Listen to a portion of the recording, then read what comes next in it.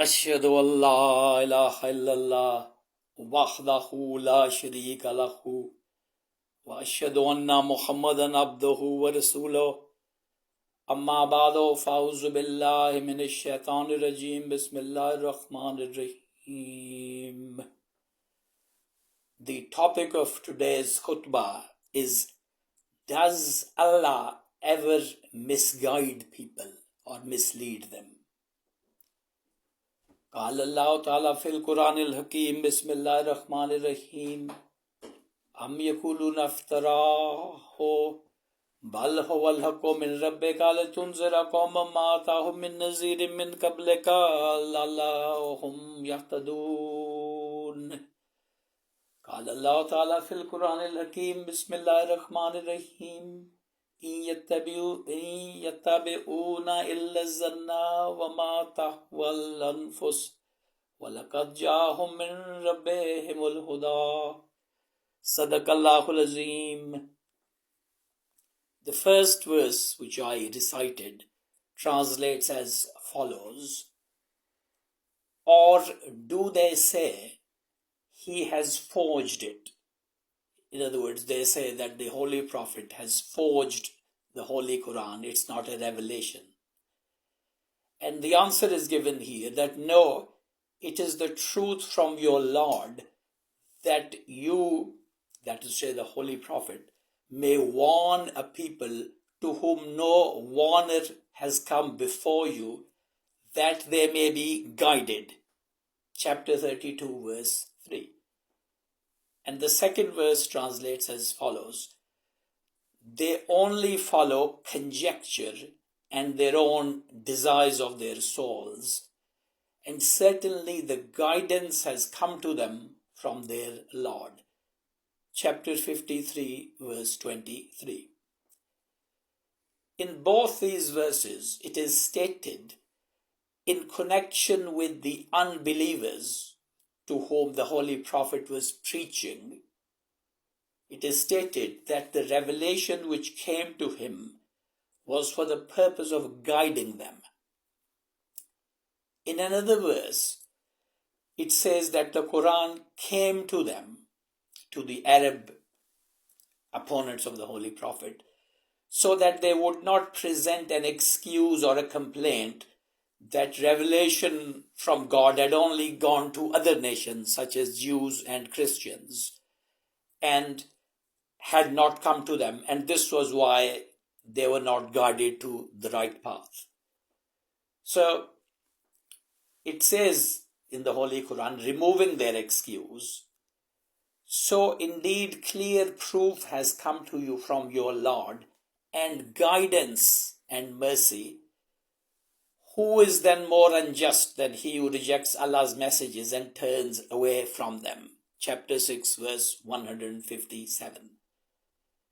So moreover, the Holy Quran told these opponents of the Holy Prophet that the idols or other gods whom they worshipped could not guide them to the truth.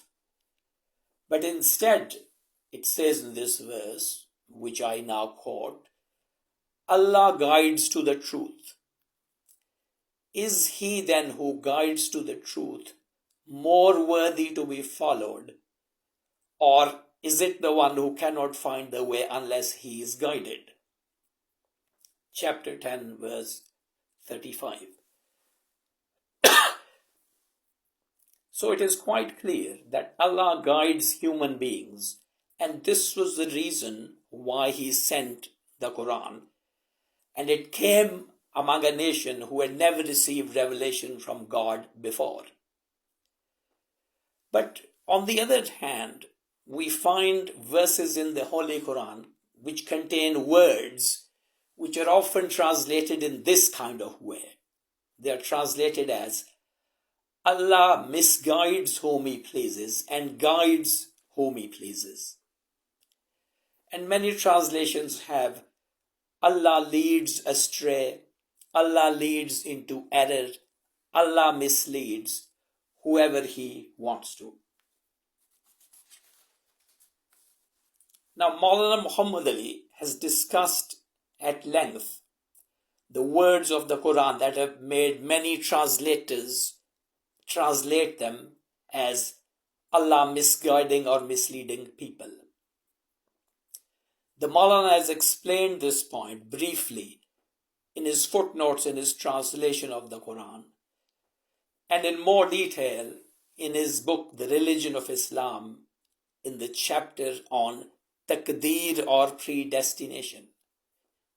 And he has a subheading in that chapter, which is God does not lead astray. Now the Arabic words under discussion here are Yuḍillu man yashā'u wa yahdī man yashā'u. And that, as people translate them, God leads astray whom he pleases and guides whom he pleases. Here the word Yuḍillu, the first one, is the one translated as God leads astray or misguides. Man yashā' means whoever he pleases, whoever he wills. And yahdī, Yuḍillu man yashā'u wa yahdī man yashā'u. Yahdī means he guides. The first point Maulana Muhammad Ali makes is that, as you all know, there is a well-known list of names of God. And one of his names in that list is Al-Hadi, which means the one who guides, the guide. And that comes from or is related to this yahdī that I've just mentioned in these words of the Quran. But there is no name of God related to Yuḍillu or leading astray. If there was such a name, it would be Al-Muzil, meaning the one who misguides. But there is no such name of God in that list of names of God. And in that list, many of the names of God in that list are not directly mentioned in the Quran as such, but they are taken from something which God does. So if misguiding had been considered as something which God does, then Al-Muzil, the one who misguides, would be a name of God in that list. Then Maulana Muhammad Ali explains that Yuḍillu has two kinds of meanings. Yuḍillu meaning he who misleads, he who leads astray. It has two kinds of meanings. And in one of those two kinds of meanings, it does not mean that you actively led someone astray or that you misled someone. What it means is that either he went away from you or that you considered him to have gone astray. Not that you led him astray, but you decided, you determined, you judged that he has gone astray. Now let me give a simple example. If you ask someone for the way to somewhere, he might do one of three things. He might show you the way. In that case, he is guiding you. He might be a nasty person and deliberately direct you to the wrong way just to cause you harm. In that case, he is misleading you. But thirdly, he might decide not to help you, but not to mislead you either. He just leaves you as you are. And he may have a good reason for doing this. For example, he might know from your past behavior that you don't follow anyone's advice after asking for it and do whatever you wanted to. So he realizes that you won't benefit from his directions. So he doesn't do anything. He leaves you in error. And it is this meaning which applies here to God, to Allah, leaving someone in their error. And this is why Maulana Muhammad Ali has translated those same words as Allah leaves in error whom he pleases, and he guides whom he pleases. And several other translators of the Holy Quran into English do actually use similar wording, such as Allah leaves them straying or Allah allows them to go astray. Not that He leads them on the wrong path, He allows them to go on it because they want to. Now, it is also wrong to think that these words, Allah leaves in error whom He pleases and He guides whom He pleases. It is wrong to think that they mean that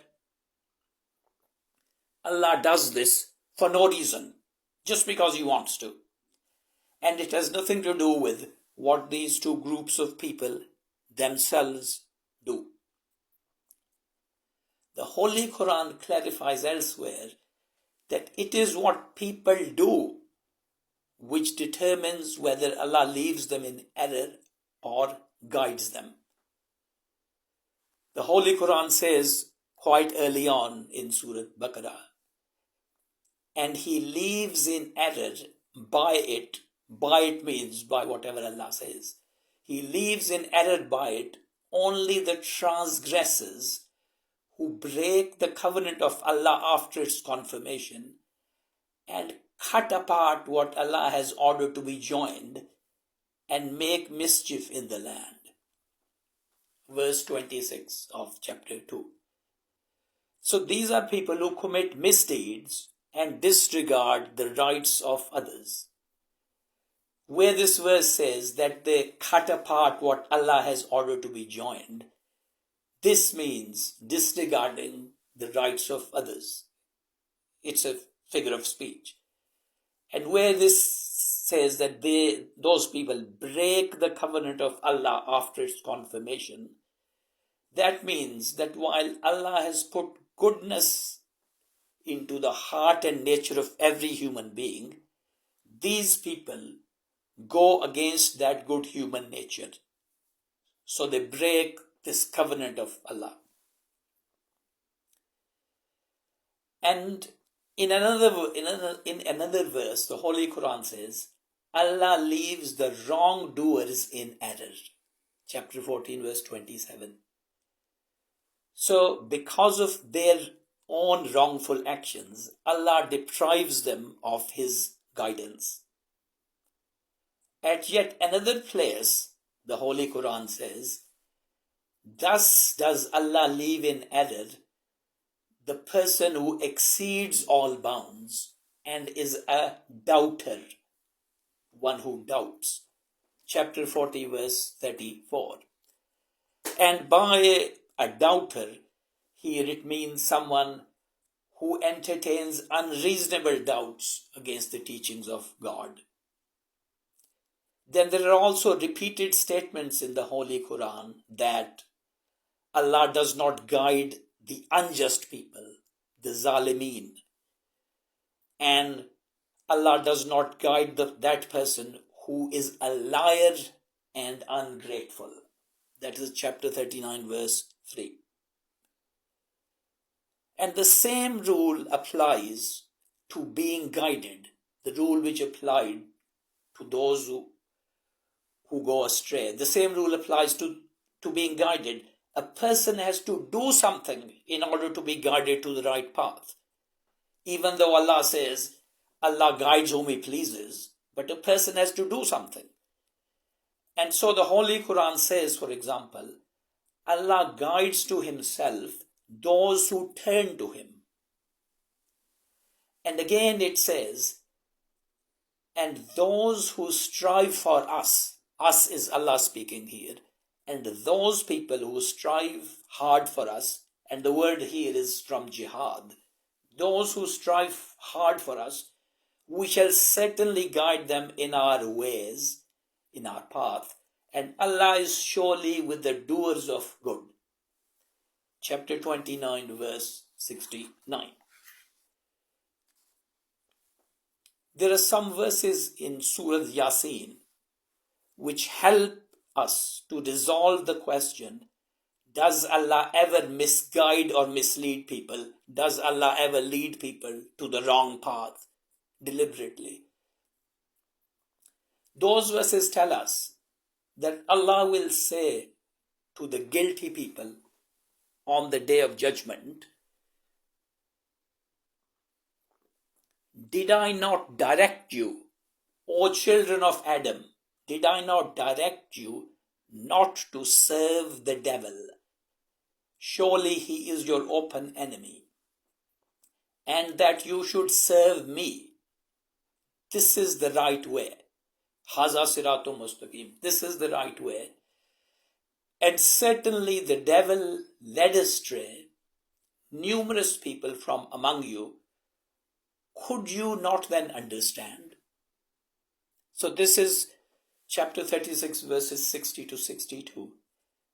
And the words at the beginning of this passage, where Allah says, did I not direct you? They are alam ahad ilaikum.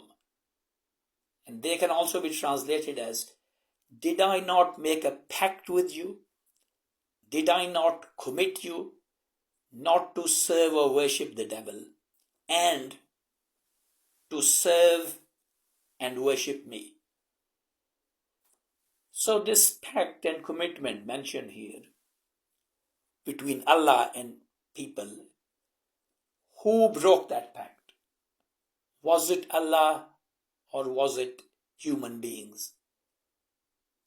If Allah misguides and misleads and leads people astray, then he has violated his own pact with human beings, especially after telling human beings that the devil is his open enemy, is man's open enemy.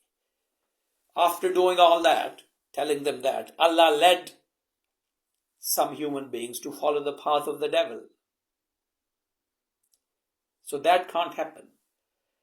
And then it is clearly stated here, using the same word for leading astray that we've been discussing, that Allah says here, and certainly he is the devil, certainly he led astray numerous people from among you. He led astray numerous people away from the right path of Allah. And then the verse asks them this question, could you not then understand? Afala taqilun. That is to say, why did you not use your sense and reason to see that you and all these other numerous people were being led to the wrong path? It was you who failed to do this. And the Holy Quran also tells us that on the day of judgment, the sinners will themselves say to Allah, they will themselves put it before Allah, that they were misguided into following the wrong path by either their predecessors, the people before them, or by their leaders, or by their friends, or by the devil. They will say we were misguided by 1, 2, 3, or 4. These 4 things I mentioned. But never will they say that they were misguided by Allah, because they know that He did not mislead them. For example, the Holy Quran says that the wrongdoers, the sinners, will express regret on the day of judgment, and they will say, and I quote here from the Holy Quran, they will say, if only I had taken away with the messenger. In other words, if I had followed the path of the messenger. If only I had not taken such and such person for a friend. Certainly he led me astray from the reminder after it had come to me. And the devil ever deserts man. This is the last sentence in those verses. And the devil always deserts man. Chapter 25, verses 27 to 29. And elsewhere the Holy Quran says that these sinners will also swear as follows, by Allah, we were certainly in clear error, and none but the guilty led us astray. We were led astray by the mujrimun, by the guilty. Chapter 26, verses 97 to 99. So to sum up, Allah sent guidance in order to guide people. By their own misdeeds, they closed the door of guidance on themselves. To be guided, they have to make some effort. Allah wants people to be guided because in the Holy Quran, He addresses in a verse, He addresses all humanity as follows. And I quote that in translation now. Allah says to human beings, if you are ungrateful, then surely Allah is above need of you. In other words, He doesn't, for His own needs, require you to be grateful to Him. If you are ungrateful, He is above need of you. And He does not like ungratefulness in His servants. His servants here, by His servants, are meant all human beings, not Muslims, all human beings. And the verse goes on to say, and if you are grateful, He likes it for you. Chapter 39, verse 7. Now here, although grateful and ungrateful is mentioned, the word translated as ungrateful is kufr. And this is why some translators have translated this verse in this kind of way. They translate it as, if you disbelieve, rather than saying if you are ungrateful, they translate it as, if you disbelieve, then surely Allah does not need you. He does not like disbelief from His servants. If you are grateful, that is to say you accept His guidance, He likes it for you. He likes it for you. So that is the conclusion of this message, that Allah likes and wants people to be guided and to have belief and faith. So it could not be that Allah, on His whim, for no reason, misleads someone. He doesn't mislead anyone at all. He leaves certain people in error because of their own shutting themselves from His guidance. Barakallahu lana wa lakum fil Quran al-Azim wa nafa'na wa iyyakum bil ayati wa zikril hakim. Innahu ta'ala jawadun karimun malakum barurur rahim.